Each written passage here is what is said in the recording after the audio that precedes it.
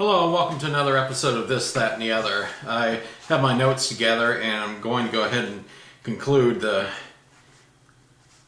WFL, the 1975 season, and how the league came to an end. In 1975, the league had been taken over by Chris Hemmeter as their commissioner, and instead of the Wednesday games that they had in 1974, they scheduled Saturday games. There was a stadium conflict during the preseason, and they actually had to play one regular season during the preseason between Charlotte and San Antonio. And TVS did not renew the television contract they had had the year before.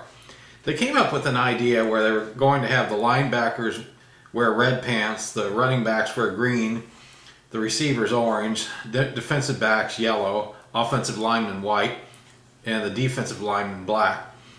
There was much criticism about it, and it never materialized. Also, the dicker rod they had for measuring yardage the year before was dropped. The only official that would travel would be the referee. The others were going to be provided locally for the cities they were playing in. Southern California signed running back Anthony Davis of USC. Bill Berge, Carly Culp, Elsie Greenwood, and Ken Stabler all broached WFL contracts and returned to the NFL. Joe Namath was offered $4 million to sign with the Chicago Winds, but refused.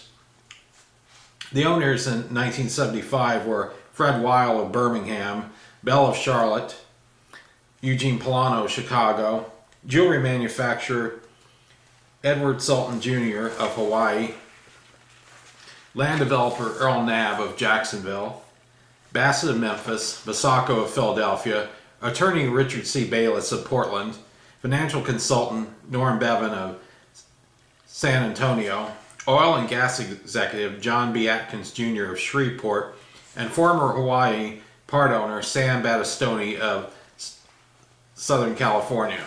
The coaches were Mike Giddings of Hawaii, Babe Pirelli, who moved from Charlotte to Chicago, John McVeigh of Memphis, Tom Fears of Southern Cal were the returning coaches. New ones were Marvin Bass of Birmingham, Bob Gibson of Charlotte, Charlie Tate of Jacksonville, Willie Wood of Philadelphia, Greg Barton of Portland, Perry Moss of San Antonio, and Marshall Taylor of Shreveport. The Winds were the league's first casualty. Without being able to sign Joe Namath, their season tickets sales never went above 2,000. Pirelli was the coach and GM and was fired at the end of July. He was replaced by two people. Abe Gebron as the coach and Leo Cahill as the general manager. Pirelli said he thought that contract was for life. Two investors withdrew $175,000 they had on deposit. They were only known by the first league, knew them by their first names with the league, and were booted September 2nd. The team only played 4 games and only won one of those 4. The Hornets were evicted from a practice at a baseball park because of back rent that they owed them. The Hawaiians ran a flight bill traveling to Jacksonville, Philadelphia, and Portland in 18 days for $31,700 for the airfare. The Hawaiians' payroll faltered, and they lost quarterback Sonny Sixkiller and Rick Casada quit the team. They had to assign Jim Fossil, who drove a beer truck. They lost Calvin Hill to a knee injury. The blocking dummies and blocking split owned by Jacksonville were impounded.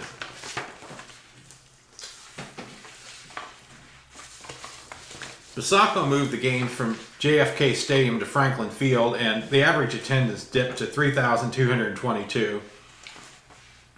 The Bell went to Southern California to practice, and the security guard didn't believe that they were they showed up at the school bus, and the security guard did not believe that they were a football team until one of the players showed his Philadelphia Bell t-shirt.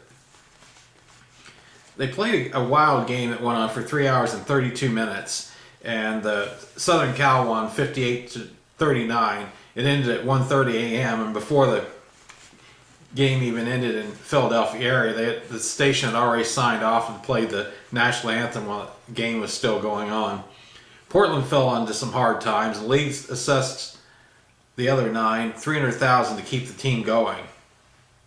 Southern California had financial problems from the signing of Anthony Davis. It's an expensive contract.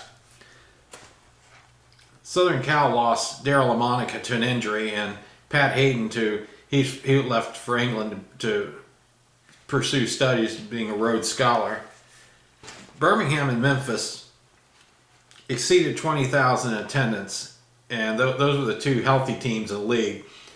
All the teams needed to average 20,000 in order for the league to survive.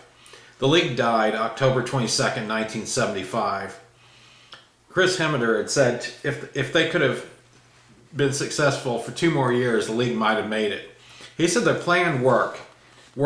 It was never intended to develop a market and if a product's worthless on the shelf, it doesn't have customer appeal. The players were allowed to join NFL teams. Gilliam, within a week after playing with WFL, was playing for the Vikings a week later. Quaylick